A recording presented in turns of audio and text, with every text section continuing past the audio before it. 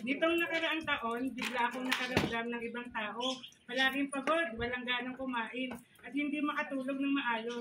Masakit ang likod ko, mga braso at binti ko. At tuwing tatayo o uupo ako, naririnig ko pa ang mga kasukasuhan ko na parang nagkakrak at naninigas. Noong una, akala ko normal lang dahil sa pagtanda. Pero nang nagpa-check up ako, sabi ng doktor, masyadong mataas ang kolesterol mo at hindi stable ang blood pressure mo. Kung hindi mo ito i-control, baka magkaroon ka ng stroke o anumang oras. Nakakatakot marinig yun. Hindi ko akalain na darating ang sakit na gano'n. Kabilis.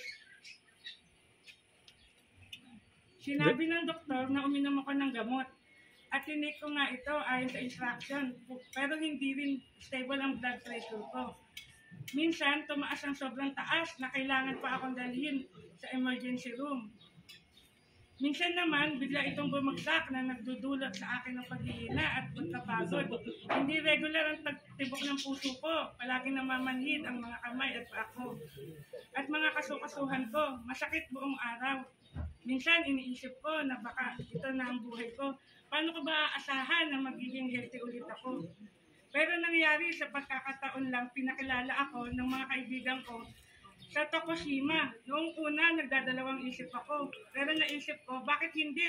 Hindi ko subukan. Oh my God, sino bang mag-aakala ng pagtapos ng isang linggo, magsisimula na o makaramdam ng improvement, mas kaunting sakit, mas maganda ang tulog. At mas marami akong energy.